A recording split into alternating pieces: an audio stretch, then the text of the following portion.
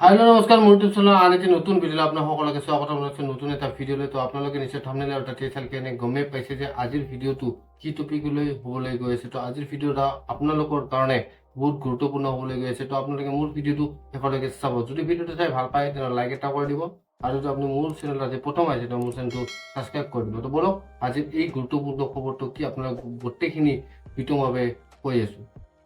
তো বন্ধু বান্ধৱসকল, আজিৰ খবৰটো হৈছে আপোনালোকে নিশ্চয় গমেই পাইছে এতিয়ালৈকে থাম্বনেইল আৰু টাইটেল চাই কেনে যে আজিৰ খবৰটো হৈছে ৰেচন কাৰ্ডক লৈ এটা গুৰুত্বপূৰ্ণ সিদ্ধান্ত আগবঢ়াইছে অসম চৰকাৰে।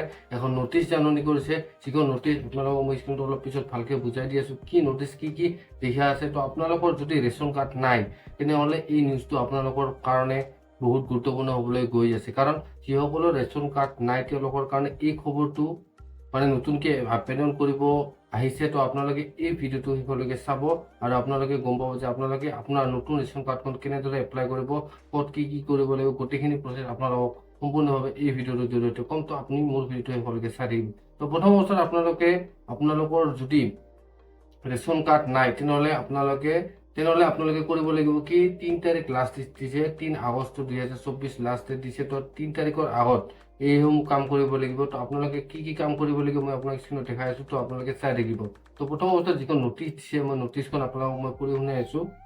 চ' এই নটিচখন হিচাপত আপোনালোকে যদি আপোনালোকৰ ই শ্ৰম কাৰ্ড আছে তেনেহ'লেহে আপোনালোকে এই নতুন ৰেচন কাৰ্ডখনৰ কাৰণে এপ্লাই কৰিব পাৰিব। তো নতুন ৰেচন কাৰ্ডখনত এপ্লাই ই শ্ৰম কাৰ্ড যে লাগিব তাতে আৰু ডেট দিয়া আছে যে কিমান তাৰিখৰ পৰা কিমান তাৰিখ হ'বলৈ গৈ আছে। তো আপোনালোকে আগষ্ট 2021 পৰা আগষ্ট 2023 লৈ e-shram.gov.in পৰ্টেলত পঞ্জীয়নভুক্ত হ'ব লাগিব। মানে 2021 আগষ্টৰ পৰা 2023 আগষ্টৰ ভিতৰত আপোনালোকৰ ই শ্ৰম কাৰ্ডখন বনোৱা হ'ব লাগিব, তেতিয়াহ'লে আপোনালোকে এই ৰেচন কাৰ্ডখন আপোনাৰ নতুন এইখন এপ্লাই কৰিব পাৰিব। তাৰপিছত ইয়াতে দিয়া আছে অসমৰ প্ৰব্ৰজিত শ্ৰমিকসকললৈ বিশেষ সুবিধা। মানে যদি আপোনালোকৰ মেইন কথাটো হৈছে যে যদি আপোনালোকৰ ই শ্ৰম কাৰ্ড আছে 2021 পৰা 2023 ভিতৰত বনোৱা তেনেহ'লে আপোনালোকে নতুন ৰেচন কাৰ্ড আবেদন কৰিব পাৰিব, নহ'লে নোৱাৰিব।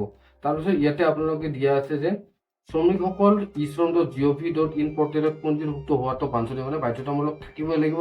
তাৰ আশে পাশে হ'লে বা ইফাল হ'লে তেনেহ'লে আপোনালোকে নোৱাৰিব, কাৰণ যিটো আপোনালোকৰ খাদ্য ৰাজহুৱা বিতৰণ আৰু গ্ৰাহক পৰিক্ৰমা বিভাগৰ কাৰ্যালয় আছে তাতে আপোনাৰ ই শ্ৰম কাৰ্ডখন মেইন কম্পালচাৰী হ'ব, এইখন ভেৰিফিকেশ্যন কৰিবই আপোনালোকৰ ডকুমেণ্টৰ লগত।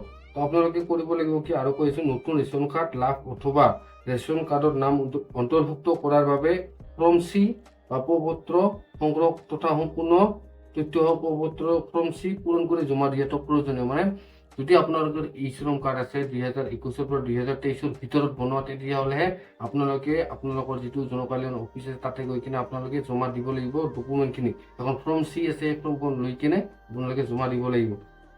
তাৰপাছত আৰু এটা বাধ্যতামূলক কৰি দিছে যে আপোনালোকৰ বছৰি ইনকাম হ'ব লাগিব 4 লাখ। 4 লাখতকৈ যদি বেছি হয় তেনেহ'লে আপোনালোকে ই শ্ৰম কাৰ্ড থাকিলেও আপোনালোকে এপ্লাই কৰিব নোৱাৰিব, আপোনালোকৰ ইনকাম চাৰ্টিফিকেট লাগিব পাৰে। তাৰপিছত তলত দিয়া আছে আপোনালোকে দেখা পাইছে প্ৰপত্ৰ সংগ্ৰহ তথা জমা দিয়াৰ ঠিকনা সংশ্লিষ্ট জিলা মহকুমাৰ খাদ্য ৰাজহুৱা বিতৰণ আৰু গ্ৰাহক পৰিক্ৰমা বিভাগৰ কাৰ্যালয়। এইটো হৈছে আপোনাৰ ফৰ্মখন কেনেদৰে পাব এইটো প্ৰচেছটো ইয়াতে লিখা আছে। তাৰপিছত আছে e-shram.gov.in পৰ্টেলত আগষ্ট 2021 পৰা আগষ্ট 2023 ভিতৰত পঞ্জীয়নভুক্ত হোৱা প্ৰমাণপত্ৰ পঞ্জীয়ন নম্বৰ দাখিল কৰিব লাগিব। মানে আপোনাৰ ই শ্ৰম কাৰ্ড থকাটো বাধ্যতামূলক। আৰু ইয়াতে দেখা পাইছে সময়সীমা 3 আগষ্ট 2024 পৰ্যন্ত, মানে বেছি দিন নাই। আজি মই ভিডিঅ' বনাই আছোঁ, আজি 29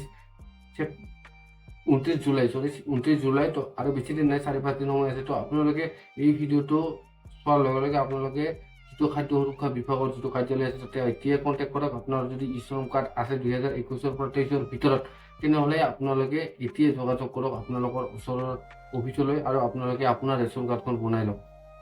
তো এতিয়ালৈকে যদি ভিডিঅ'টো চাই ভাল পাইছে লাইক এটা কৰি দিব, আৰু যদি মোৰ চেনেল আপুনি প্ৰথম আহিছে মোৰ চেনেলটো ছাবস্ক্ৰাইব কৰি দিব, আৰু এই খবৰটো সকলোৱে যাতে পায় আপোনালোকে মোৰ ভিডিঅ'টো শ্বেয়াৰ কৰি দিব, যাতে বহুতে এই খবৰটো অতি সোনকালে পায় আৰু তেওঁৰ যদি ৰেচন কাৰ্ড নাই তেওঁলোকে বনাব পাৰে। তো আজিলৈ আছিলে ইমানেই দিবলগীয়া আপোনালোকৰ খবৰটো। ভিডিঅ'টো চাই কেনে পাইছে যদি ভাল পাইছে লাইক এটা কৰি দিব, আৰু মোৰ চেনেলটো আপুনি প্ৰথম আহিছে ছাবস্ক্ৰাইব কৰি দিব। মোৰ ভিডিঅ'টো আপোনালোকে সকলোকে চোৱাৰ বাবে বহুত ধন্যবাদ।